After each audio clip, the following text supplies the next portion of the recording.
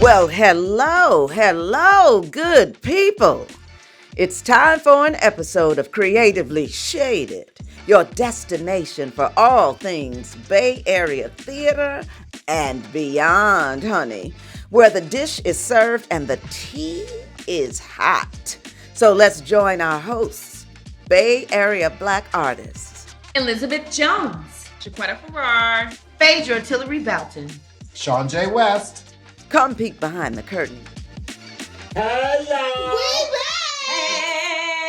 y'all. Here we are. On another recording of Creatively Shaded, honey. So, how's everybody doing today? Good, we just finished the holidays. Which holiday? holiday? A holiday. Yeah. Here we go, ShawnJ. We finished eating with our families on Thursday. Gratitude Day. Gratitude Day. I can say being thankful. You can. I'm just trying to be a lot more sensitive to what the origin of that is. Okay. And though we as Black folks Mhm. didn't buy into that anyway, Right. and we were just simply family getting together Mhm. and chowing down and gathering, which I think Yeah. for me, that has always been my favorite holiday because there were no gifts involved. Mhm. It was just basically good food, Mhm. Yeah. spades, Yeah. and desserts Music. and music. It was just family coming Dancing. together. So I understand the conflict with Mhm. the actual history of the holiday. Mhm. I just think you could always revise some aspect of what it means for you and how Yeah. you celebrate it. So Fair enough. Also, Jaquetta isn't here with us today. So shout out to our girl. Hey girl. hey girl, She in school. she in school Learning. learning. She get educated. But she'll be back with us soon. Soon and very soon. Not busting.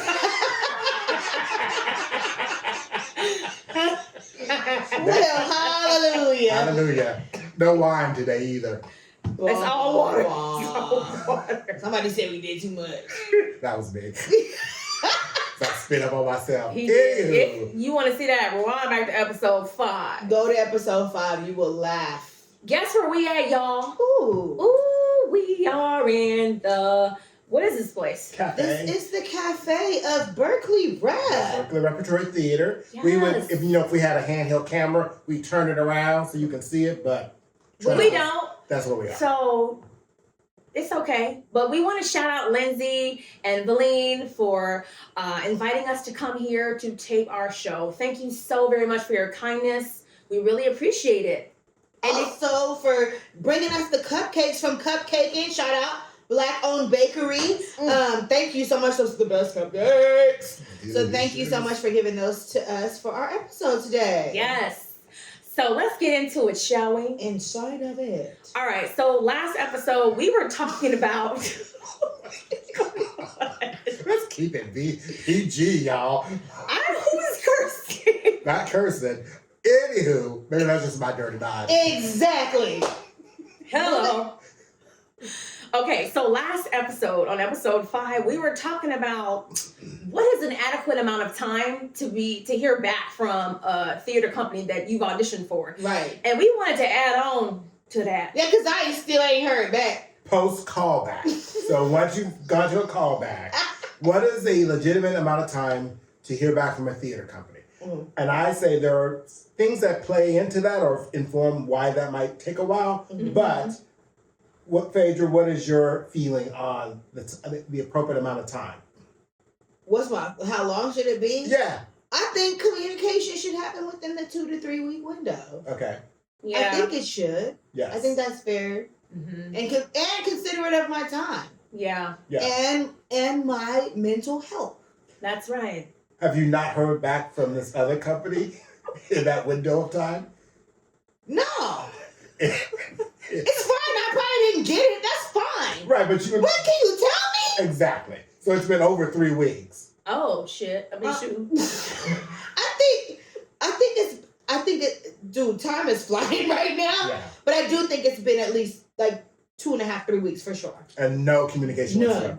None. See, I think that is bad. And Yeah, I that's think pretty problematic. it's really problematic. I will say, being on the director side, that there are challenges sometimes when it comes to casting. For sure. And that what I have found sometimes is I will offer someone a part and find out they've got 20,000 conflicts. That's another thing. Stop being good at the audition and having 1,700 conflicts. Yeah, because then I offer to you, and I'm going, now I've got to rethink who I was casting on. Right. And that can extend the amount of time. But again, to your point, we should still communicate that to you. For sure. You know, that, hey, it's taking longer than we thought. You know, we're going to still, you're still in the running. You're still in the running. You're still being considered. Or we released you. You know, or like if something comes up, just let us know as soon as you can. Right. So that we know we're not wasting your time and vice versa. So I think that's one of those things that we have to really think about. Yeah. Yeah, so I guess the theme really is over communicate. And then also just to really kind of take it by case basis. Because like ShawnJ and Phaedra were saying, as being on the other side of the table, we can't come as actors. You know you wrong if you filling out all them conflicts. You You just ain't gonna be there. What? but okay, this is a sidebar on that. Okay. Because I do know that some actors know they can't do the show. But audition anyway. But they audition for the purposes of getting in front of that director or in front of that production company or both. True. And I've done that too. that makes sense. I think it's hard to balance that because if I as a director really fall in love with you for that part, and then I look at your audition form and it says you ain't available for the performance Or tech week. Like, come on. like then that's like a dead. Like then I go. So you knew you couldn't do this at all, and that is when it's kind of shady. But like, just simply say on your audition form, maybe there's like a couple of days that you're not available, or when I offer it to you, like turns out like I'm not available for it. I may already know what you're up to, but I think that's a little cleaner than like having not available for the performance thing. So. Right. Yeah, that's true. But also, don't blame the theater companies. Right. When you're not hearing back all the time, because sometimes we are held by either the director or things that are out of our control also. And I'm not making excuses, but I'm, again, learning from the other side of the table that it's not always the theater company. Like, we can't put all the blame on the theater company because the theater companies hire outside, right? And so they hire directors, musical directors, all these people who make choices based upon that specific show that can adjust what a time frame that we as a theater company would like to work as. Right. But that's another thing, is trying to run a business, but also understanding the artistry. Yeah, that's true. Well, it seems like a lot of you all think the same way we do, because when we polled you on Instagram, y'all was like, what was it, like 2 weeks? It was 2 weeks. It was 2 weeks. The 2 weeks poll? Yeah. Oh, wow. Yeah. So. Because it makes sense, because there's a week of like evaluation, and then a week of contacting folks and making sure they confirm. Because we don't want to offer it to, we don't want to release you, and then we've offered it to somebody else, and they they end up saying they can't do it. Right. So then we have to rethink casting, and if we've already said no, we don't need you. Yeah. Then we've closed off. Well, how do you feel about that though? But that happens. So I've done that. So have you had to call somebody back and be like, hey, we said we didn't need you, but we actually need you. Yeah, I did that. I casted another actor for a show, and then then like a day later, she was like, "Oh, I can't do it. I'm going somewhere or something." Right? And so I had released everyone. So I called an actor and I said, "Hey, girl, we'd like to offer you the part." And she was really confused. She's going, "But I thought I wasn't in it." Goes, yeah, turns out the person we offered it to can't do it, and so she was like a little like. Oh, like, and she was younger too, so she didn't quite understand it. But that does happen, which is why it probably does take longer when that happens. Because if I offer it to you, 3 days later you turn on and go, "Hey, I can't do it after all." Right. I've released someone. Well, now I'm going through the audition forms again. Hey, it turns out I need you after all. Right. And they may go, "Well, let me get back to you in 3 days." Whoop. Right. Right? So 3 weeks kind of might actually be. That makes sense. Yeah. Well, I had to do it to someone. I had to pull back equity because I didn't have enough equity slots. And one of the people I didn't realize didn't put on their audition form that they were equity. And I wanted them, so I had to make a choice between, my slots, and I had chosen 3 equity actors. Oh, okay. So I had to call an actor back and go, "Hey, I'm so sorry, but I can't cast you because I only have 2 slots for equity." you know, and that was rough. But I didn't let the theater company do it.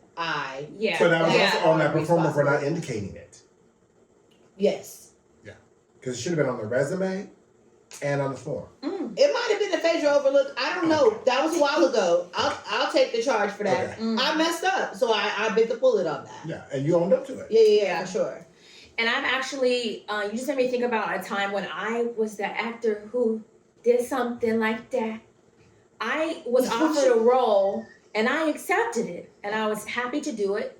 But then somebody reached out to me and said, hey, we want you to audition for this. And I was like, wow, yeah, I'll audition. And then I got the part. Ooh. So I got 2 parts. And what I had to do was I looked at the fact that the first part that I accepted, I hadn't quite yet signed the contract. I didn't sign the contract. So then what I did was I had to think about it and I said, what's the best for me to do right now? And I chose to go with the latter offer because I felt that was more of a principal role. I was excited to work with that company.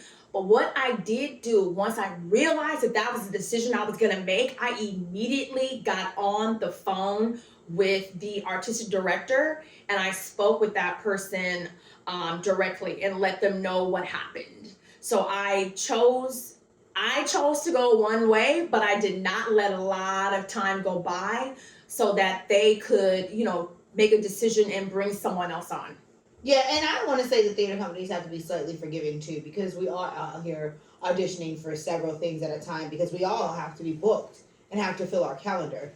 So there are times that we're going to have to go back and say, hey, no, I'm not going to be able to take this role or X, Y, and Z. So don't burn your bridges with people and make sure that, like you did, called them immediately, made a personal phone call because apparently that theater meant something to you and you wanted to make sure that you left them with a good taste in their mouth, because absolutely. Sometimes people just be like bye and you be like, oh well, and we also have to remember it's not personal. Yeah. And I think as a director who's been in that position, I know, and that's why I always get kind of frantic when I do offer parts because I want to offer them really, really quick, lock folks in. Yeah. But I also know that actors are looking at other gigs, and I generally will ask, "Are you being considered for other parts right now?"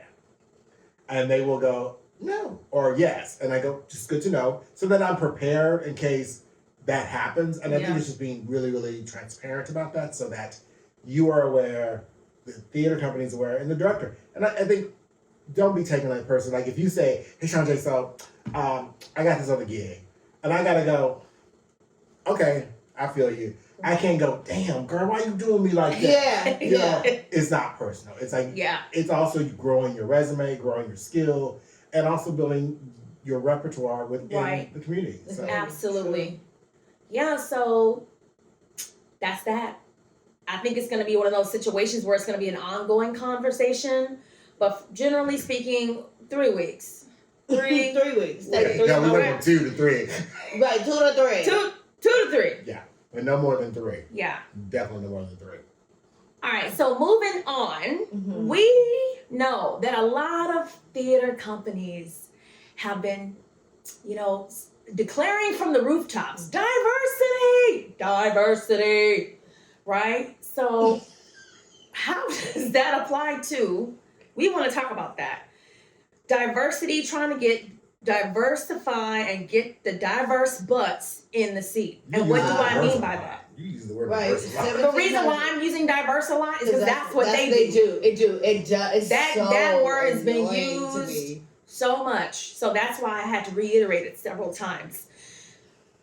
The idea really is to make sure that the audience is shaded in melanin. And so we want to talk about why Black people don't necessarily always feel comfortable coming to the theater. Why is that? And a lot of times it's because the atmosphere, the energy that greets the patrons who come into the theater. We all know that traditional theater is white.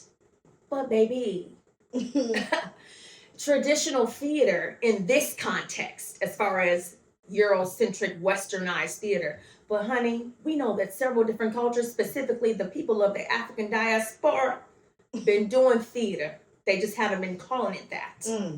We have a deep and rich history of being storytellers, griots, spoken word, telling, using huge imaginations to telling all different types of stories. So we got that, baby. So when that's not necessarily represented, it feels strange. It feels like, disheartening to come into the theater and you have a lot of people who are quite uptight or who are holding on to a certain way that they believe that theater should be done. Oh yeah. And there are times when some people get shushed because they're considered to be too loud in the theater. I'm the loudest theater goer. I don't know if you. I'm like pretty. If you ever been in a show and you know I come to see you, I'm coming to cheer on. I'm coming to clap. I'm coming. I'm coming to experience the theater. I'm paying for my ticket just like you pay for your ticket. So I'm not shushed away from the theater. I don't care because the theater is my home for so many reasons. But I understand. There are several times that people either don't like to sit by me or are offended in the way that I go to the theater. And honestly, I don't care. Well, yeah, you are an active, vocal participant, an audience participant. And all of us should are allowed to be in the because space. that's what we want. As a person on the stage, I know what it feels like when I hear someone, and I go, yes. I touch them. Yeah. And it fuels that actor in their craft to go, okay, that resonated. Yeah. Why did that resonate? It's part of our examination. I think we need that element of participation because I think it's not always there. And I think any audience member who is shushing some folks. So this is an interesting thing that you bring up because it can be unwelcoming. Was it you and I? We went to see a show, and baby, darling, sweetie, an audience member's phone rang. Oh Lord! And this child answered it in one of the quietest moments of the show. And she was like, "Hi, yeah, I'm watching a show right now in the theater, literally." And I did this. I didn't say anything, but I physically turned around and gave her a dead eye look. Didn't stop her. She finished her phone call. Did not okay, phase get her. home safe. I'll call you later. Exactly. Bye-bye.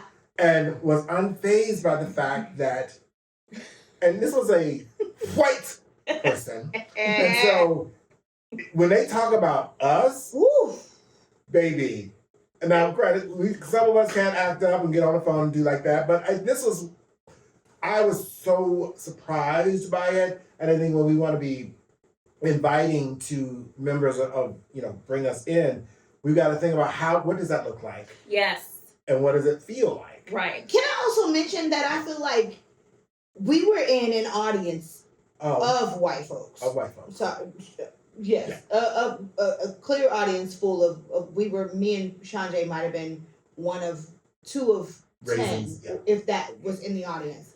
And I don't know about you, ShawnJ, but did you feel like no one else seemed to be as offended as we were? Or were there like almost a small handful? But I feel like if the race of the woman was different, the energy would have been if your phone rang.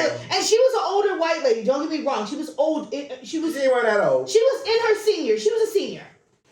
It doesn't excuse the behavior. Right. I'm saying it doesn't excuse the behavior. She was a senior, and maybe they were more forgiving because she was a white senior. But I know good and darn well, had I answered my phone and had clear 30 seconds, which sounds like nothing, but 30 seconds was a long time. Yeah. In a quiet, not a musical moment in the show or none of that. Yeah. And it was it was crazy. Yeah, someone would have said something to you, and it would have been really clear during that. It would have been like, pearl clutching and all that. And I think it was weird. And granted, I don't know how we broaden our audience. I think it's one of those things where I think I mentioned to you on Saturday when we saw a show that I think as theater people, as theater makers, we're accustomed to going to the theater. We are. But I think what we have to start doing is bringing 2 other people along with us who are not.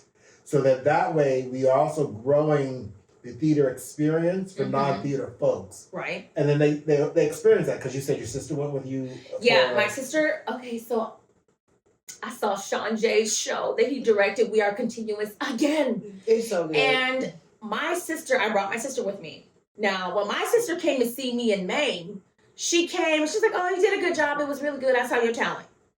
Now, when she saw We Are Continuous with ShawnJ, she talked about it the entire time we drove home. We kept having conversations. She kept telling me how she related to the show. She's a mother. She is raising a young Black man, and on and on. She had a real visceral experience because she saw herself. She said, this is real life. She said, this is real life. She saw her life and the experiences of her family members on stage. And that's the difference, right? So it's not just about the environment. Baby, you aren't going to turn around and shush people. Yeah. You're not going to turn around and look at people crazy because they're laughing out loud. Now, if you got your phone ringing, be prepared to look. Because you know what? I'm going to tell you what I do when I go to the theater. If you doing something, and if you're making me feel uncomfortable, I'm going to get that house manager on you. And I've done it before because someone had the nerve to turn around because I was clapping loudly. And they looked at me. And I went and the house manager said, oh, I'm so sorry. Here, let me move you up to these seats. And I said, thank you very much. So it's not just about the experience of the audience members. It's also about the audience members want to see themselves on stage and they want to be represented. Because I can't tell you how many actors was like, oh, I knew y'all was in the audience. Right. People who I don't even know. Right. They're like, know when I'm there. They know that, oh, I knew somebody Black in the audience. And they are happy when they feel us. And thank you. We needed that. We needed that.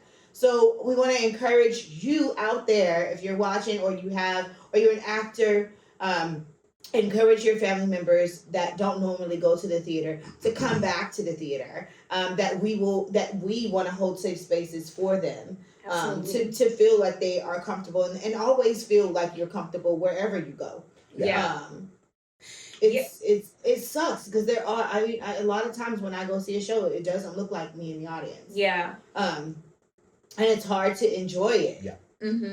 I was thinking about this earlier today because I knew we were talking about this topic, and I reflected on Tyler Perry's work. Okay. You know, and how this is not a shade, but the thing is, he got Black people to go to the theater.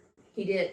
And they sold out in those theaters. Now, his shows were not what we would typically call theater, but he told a story. It resonated with the audience. Yeah. They felt something. Yes. But they also felt safe going because it was them in the audience. And it was, and I think that's what theater companies need to start kind of thinking how to tap into that method of inclusiveness, right? Yeah. Not just saying it. And not just saying it. It's like reach out to shows like, and I want to see like Latino shows and Asian shows that have their spots within on the stage within a theater company, because it's just he was able to. Boyfriend made like tons of money. Now, granted, it's a billionaire. We can critique the quality of those shows, but again, the part of theater is to tell a story, engage an audience, move an audience. That is why we're here, and he accomplished that by helping an audience see themselves.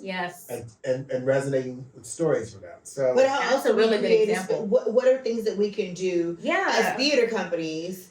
If you're watching too, what are things that theater companies can do to not say, "Oh, we want to be inclusive on stage," because you're trying to do it on stage with what you're casting and shows that you're casting. But how do you get your audiences to be inclusive? And some of the ways you can do that is it's about building community and trust. So it's not just about saying, oh, I'm going to come to the church on Sunday morning. I mean, that's one way to do it. But it's really about getting to know the people in the community, actually going out and bringing theater to the community. You know, maybe a certain community center or organization or group of people can't come to the theater, but maybe there's a way that you can bring a portion of what you're doing i.e. equity rules or whatever, and do a workshop to them. It's that back and forth, right? Even do when you're first reading, why don't you do that at a community center? Yeah. All you're doing is reading the play out loud for your first rehearsal. Mhm. Why not do that in a space that is maybe a retirement community, or Absolutely. or a center that is community driven? Do your readings there, and then they look forward to being like, whoa, all these actors are going to do this show on a set later. Yes, come see them. Also, No, but you can also offer a community night. Yes. Yeah. Right? Or Yes. several community nights where the Several. tickets are a reduced price. Mhm. We Or live in the Bay. We can't afford everything. right, or you sponsor a night where Right. like the tickets are, you got donors. So there's a night in which the tickets are like pay Pay what you Can, can, or yeah, buy for one, sure. get buy one one, free get one or free. something. I think thinking of ways in which you bring more people in, and that's how you do it, because a lot of these companies' audience spaces are dying off, right? Let's just be real. Like they're getting older. The They older, are. the And older you- white generation that was going to the theater is going to phase itself out. And how do And you how do you change what Yeah. your audience is looking like? We need to reach the youth. We Yeah. need to reach those in their 20s who are not club goers and want to have some kind of different experience. What I loved about Berkeley Rep is they offered this affinity night Yes. that allowed you Yes. to come and have a couple of cocktails, some drinks, some music before you go into the show. Right. What are you doing in the spaces that you hold besides just theater? Mhm. What are you offering your community? And also like going into the schools, because I myself have taught like theater in different schools and after school programs and stuff like that. Get those kids. I am telling you, it works. And also, we all love social media, but everyone still isn't It's not social on it. media savvy. Mm-hmm.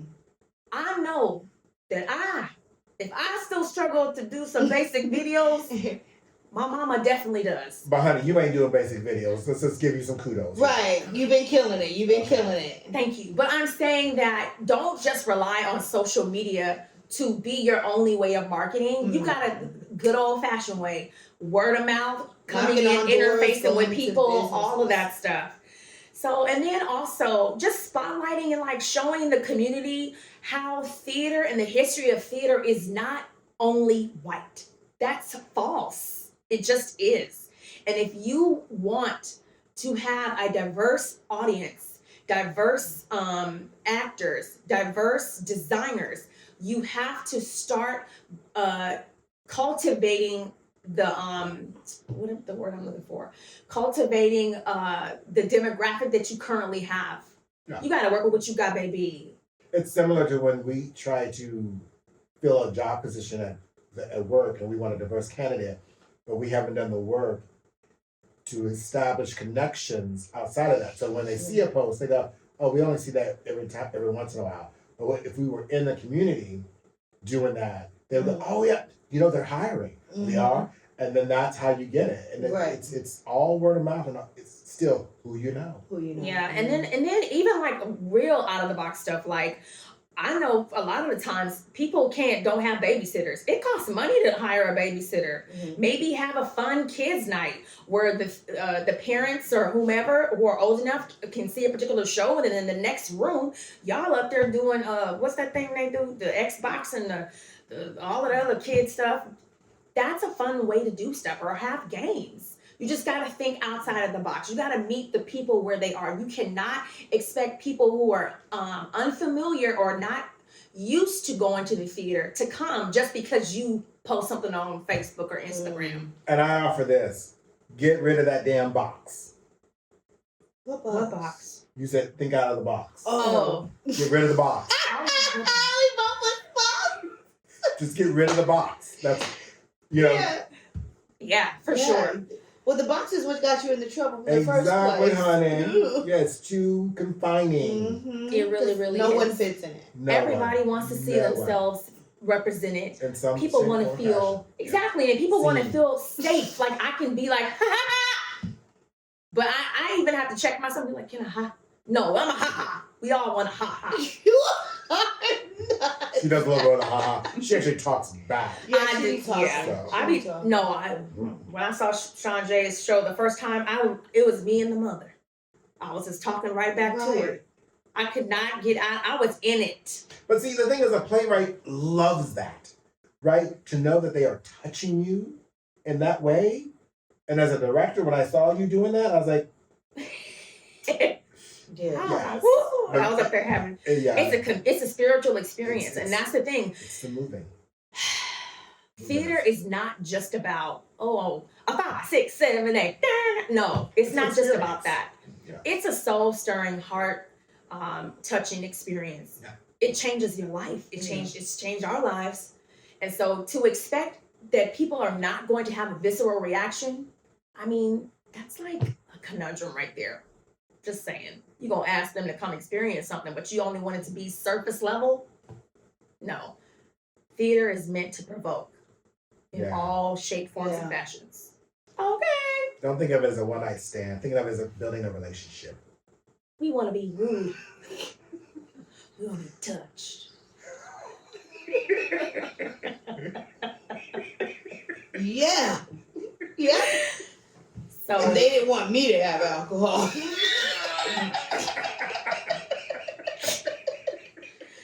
James? Oh my goodness. Oh my God. Okay, so moving on. Phaedra, what are we moving on to? This is your favorite segment? Ooh, it's Center Stage Shade. Yes, Center Stage Shade. Okay. So I'm going to say this and then let me see if y'all can catch it. You want me to help you to come see me on stage. Now run that back again now. One more time. You want me to help you to come see me on stage. Child. Where they do that at?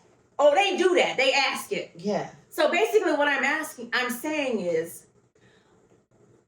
Liz is in a show. Liz, you in a show. I want to come see it. You do? Okay, great. I've posted all on social media. I've talked about it numerous of times. I keep posting. I keep talking about it. Show closes. Liz, I want to come see your show. It's closed. How do I get tickets? What? What is the show about? No, can you send me a personal message because I don't be on the Facebook like that. But then every time you see me, you be like, girl, you doing so good in your shows. You doing so much work. Oh, are you just doing it? Come see it. Click the link. Buy the ticket. Oh, how many are there tickets available for tomorrow? Child. Aren't you box office? Not only that, but in all of my social media, I have links in my bio. So do I. Whenever you want to see me in a show, and you know I'm in a show because I'm posting in my story, in my timeline, and you're like, oh, she didn't post the link. I guarantee it is in my bio. You put all that It's base in my bio. Hella in the bio. And it is shade. It is. And I will have to say, this is shade directed at people who aren't theater goers sometimes, or theater people, and sometimes it is. So you should know. So. But don't keep saying you coming to see me and then Just don't don't come say see that. me. Just Don't say that. Just show up. And also don't say you're proud of me. How are you proud of me? You ain't never seen a Oh my show. You ain't never came. I'm so proud of you and all the stuff you're doing. How you know? You wasn't there. They can still be proud of you and not be able to. Come show me how proud of me. Because you I are. have relatives who are in the Midwest. Okay, we're not talking about people that live in the Midwest. We're talking to people that get on the freeway or get on a BART train that could support. Yeah. Now, for my mom, I'm always gonna help my mom. I'm gonna always make sure my mom is set up. She gonna always be like, so when is it? That's me. That's my mama. But everybody else, get it together. Yeah, because you could Google it. You Google and go everywhere else. You could come see me too.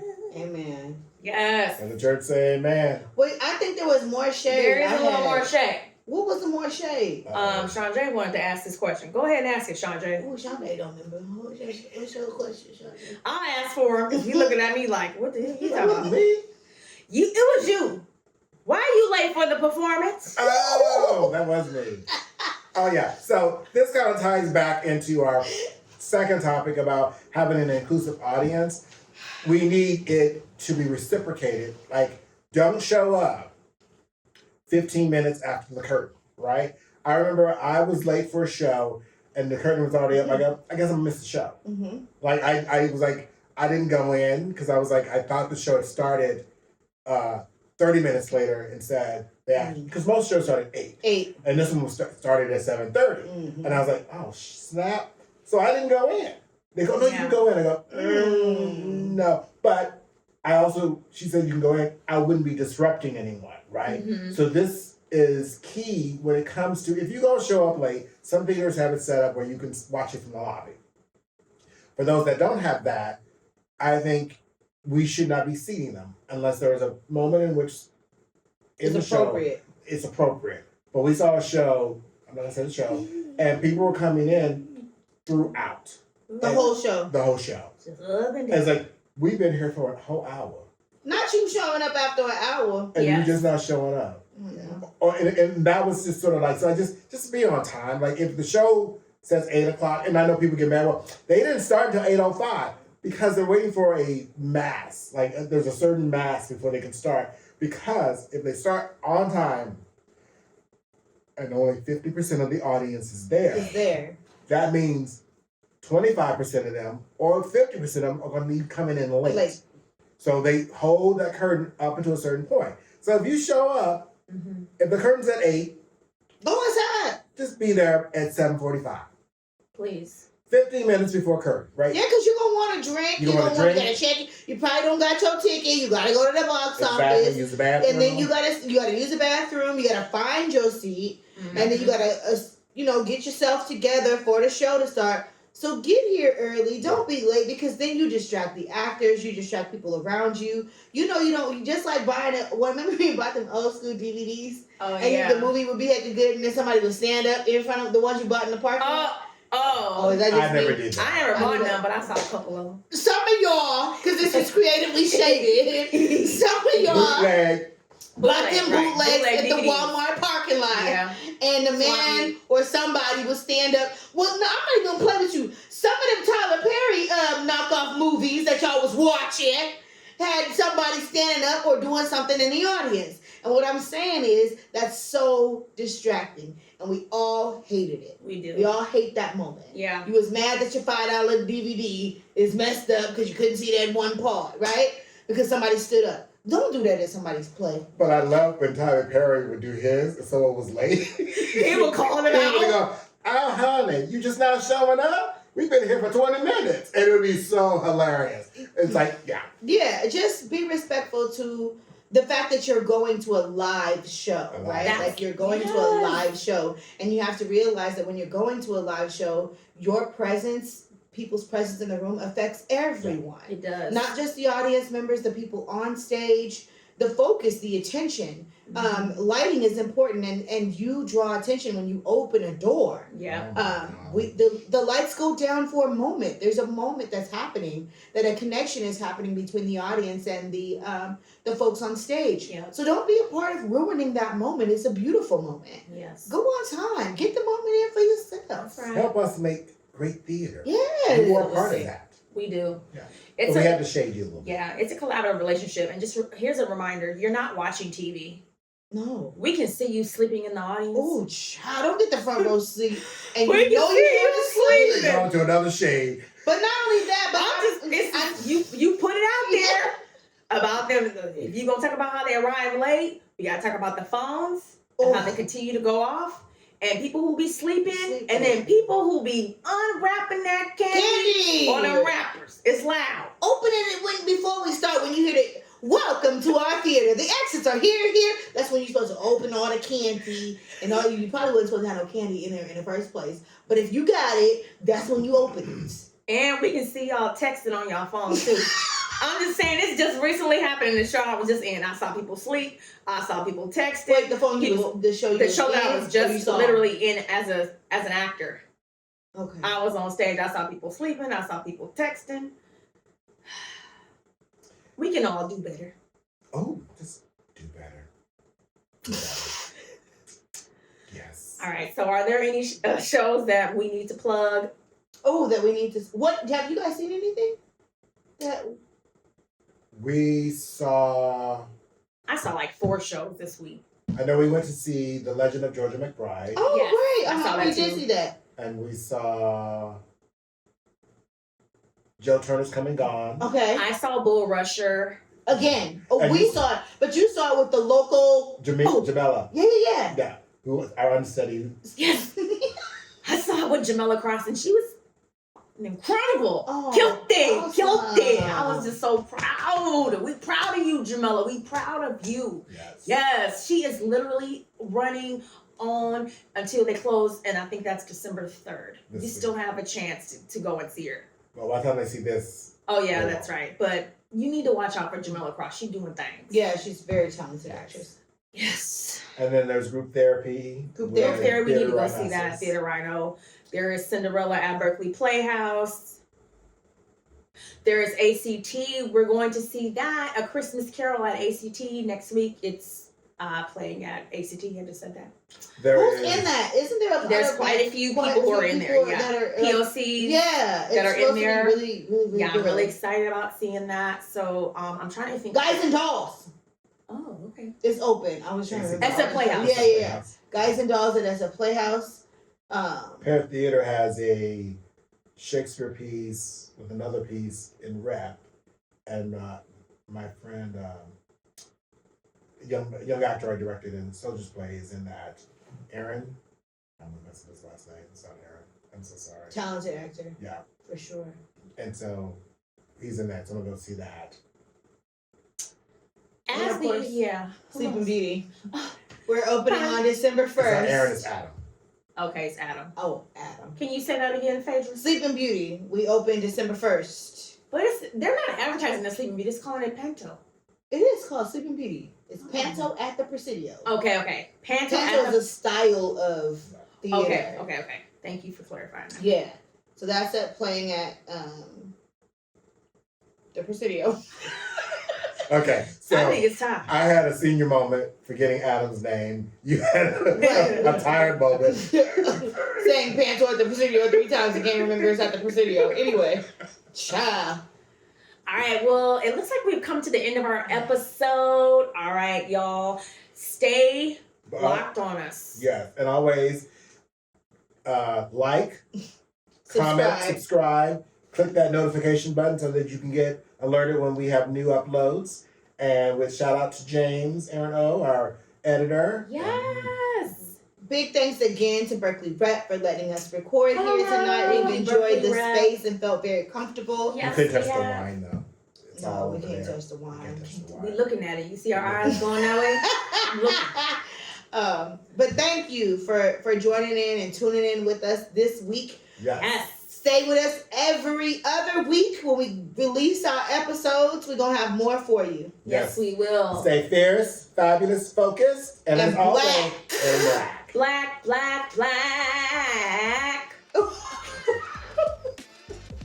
Bye, smooches. Bye.